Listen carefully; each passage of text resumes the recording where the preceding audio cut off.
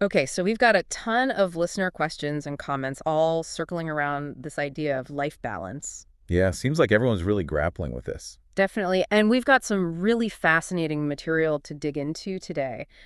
Specifically, we've been poring over this document, lifebalance.pdf.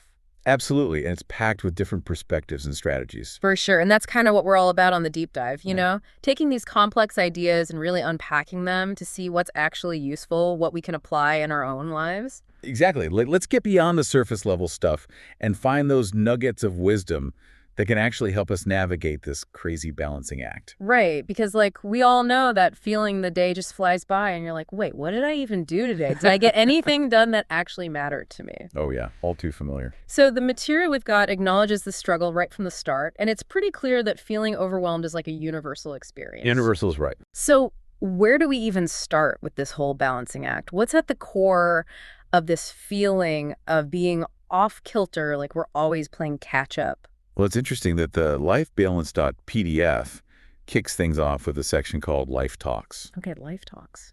Yeah, and it really cuts to the heart of the issue by presenting these super relatable scenarios. Like, imagine you're trying to focus on a work email, Oh, yeah. but your phone's buzzing with family messages, and in the back of your mind, you're thinking about that hobby you haven't touched in weeks. Ugh, the guilt. It's a constant feeling of being pulled in a million directions. Waves in every direction at once. Exactly. It just leaves you feeling completely stretched thin. Stretched thin and stressed out. Absolutely. Yeah. And the document really highlights this idea that whether it's deadlines at work, academic pressures, or just the never-ending cycle of household chores, It never ends. seriously, it often feels like our own needs, Yeah. our personal interests, those are the first things to go. They get pushed to the bottom of the pile. Out of sight, out of mind. And that's a recipe for burnout, for sure. It really is, because that constant pressure, it becomes this background hum in our lives. Yeah, you kind of just tune it out, but it's still there. And when we consistently neglect our own well-being, that just feeds the cycle. Okay, so we've got this core issue, feeling swamped by all these demands, feeling stressed, and Yeah. never having enough time for ourselves. Right, so the big question is, where do we even begin to untangle this mess? Well, the source material jumps right into this idea of setting priorities. It sounds straightforward, but is it really that simple? Like, how do we actually prioritize effectively? You hit the nail on the head there, because it's not just about having a vague sense of what's important. It's got to be more than that. The lifebalance.pdf really stresses the importance of identifying your core values, like the 3 or 4 things that are truly fundamental to you right now. In this moment. Exactly, because once you have that clarity, everything else, every opportunity that comes your way can be filtered through that lens. So it's like a decision-making filter. Precisely, you ask yourself, does this align with what truly matters to me at this point in my life? Love that. And the document actually suggests making a list of these priorities. It does, whether it's your health, your family, career growth, Mm. a specific passion, whatever it is, writing it down makes it real. Makes it tangible. Exactly. It transforms it from a passive wish into an active guide for your decisions. So it's about being intentional, making deliberate choices instead of just reacting to whatever's thrown at you. Exactly. And that brings us to the next piece of the puzzle, time management. We all get the same 24 hours in a day, right? We do.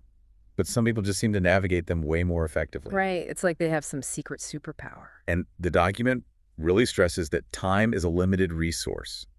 So being intentional with it is key. Okay, so how do we do that? Well, there are some practical techniques that the lifebalance.pdf highlights.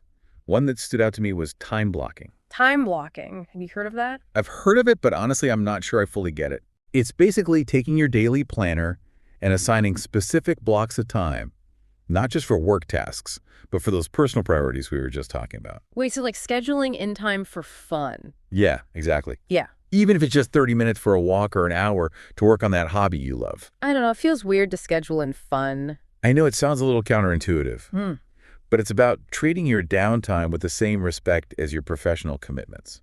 Interesting. The idea is that by actually blocking out the time, you're much more likely to make it happen. Instead of it just getting squeezed out by everything else. Exactly. And the document also talks about identifying your peak productivity times.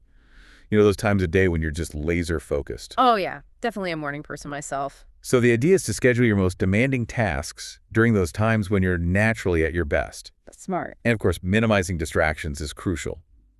Turning off notifications during those focus blocks is a game changer. Okay, yeah, notifications are my weakness. I feel you. All right, so we've talked about setting priorities and managing our time, but there's another piece of this puzzle that I think a lot of people struggle with learning to say no. Ah, yes, the dreaded no. It's so hard. The guilt can be intense. Right. But the document really digs into the psychology behind why we're so hesitant to say no. Lay it on me. Well, we often feel this strong urge to say yes to be helpful, to avoid disappointing others.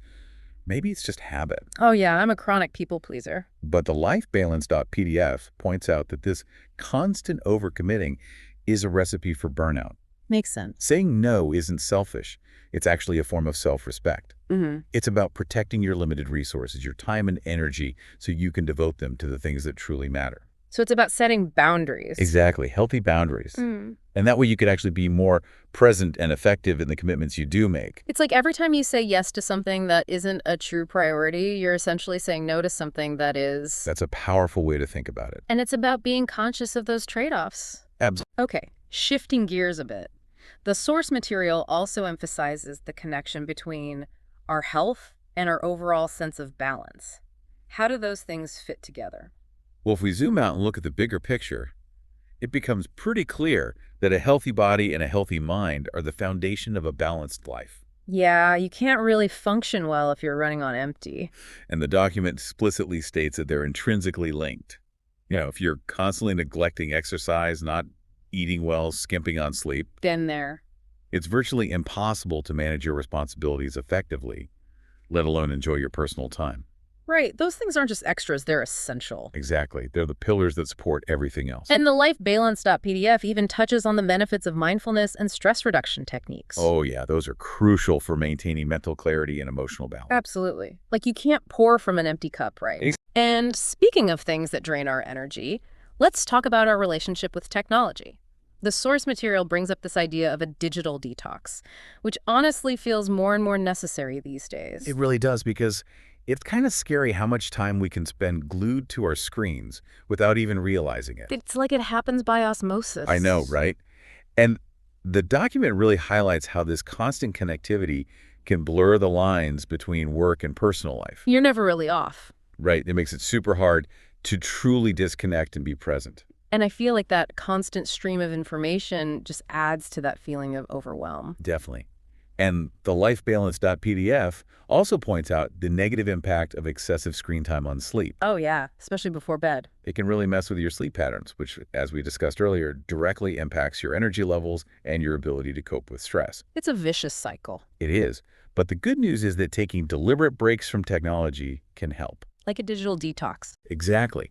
It allows us to reclaim some of that lost time and mental space. And it gives us a chance to reconnect with the physical world with actual face-to-face interactions. It's like we're so busy staying connected online that we're becoming disconnected from what's right in front of us. It's ironic, isn't it? Big time.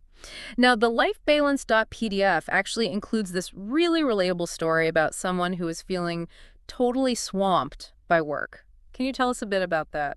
Yeah, it features this marketing executive named Sarah, who describes a time when her work had completely taken over her life. I feel like a lot of people can relate to that. Definitely. She was working long hours under constant pressure, and she felt like she could never truly switch off. Sounds exhausting. It was, and it led to her neglecting her health, her relationships, everything that was important to her outside of work. So what happened? Well, there was this turning point where she realized that she was drifting further and further away from the things that gave her life meaning. Like a wake-up call. Exactly. And she decided to make a change. She started setting clearer boundaries, prioritizing her well-being by scheduling in exercise and downtime, and learning to delegate tasks at work. So she started putting those strategies we've been talking about into practice. She did, and according to the document, it made a huge difference. She started to experience a greater sense of balance.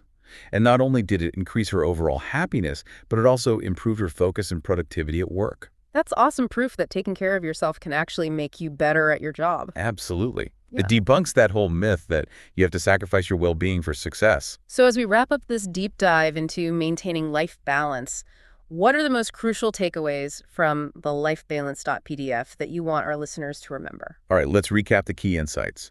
The document emphasizes several interconnected strategies. First, Gaining clarity on your core priorities and actively setting those priorities provides a framework for everything else. It's foundation. Exactly. Second, implementing effective time management techniques, including scheduling time for your personal needs, is essential. Gotta get it on the calendar. Right. Third, developing the ability to say no to commitments that don't align with your priorities is crucial for protecting your boundaries and preventing overwhelm. Boundaries are key. They are. And fourth, prioritizing your physical and mental health through exercise, nutrition, sleep, stress management. All of that provides the energy and resilience you need to navigate life's demands. Fueling the machine. And finally, incorporating regular digital detox periods can help you reclaim your focus and reconnect with the present moment. Unplug to recharge. Exactly. And as the document points out, achieving balance isn't about reaching some perfect end state. It's a continuous process of adjustment. Absolutely. It's about making those small, consistent steps in the right direction. Progress over perfection. Couldn't have said it better myself. Yeah. Which actually leads to our final thoughts, something for our listeners to ponder. Hit us with it. This comes from the engaging with the audience section of the document. It poses this question. Thinking back on your own experiences trying to find balance in your life, what are some of the most significant lessons you've learned? Deep stuff. Because reflecting on your own personal journey can offer incredible insights as you continue to navigate this whole balancing act. It's food for thought, for sure. It definitely is. All right, that's all the time we have for today's deep dive into life balance. Big thanks to our listeners for sending in all the thought-provoking material. And for joining us on this journey. Until next time, keep those priorities straight, manage that time, and don't be afraid to say no. And remember, take care of yourselves. We'll catch you in the next deep dive. See you then.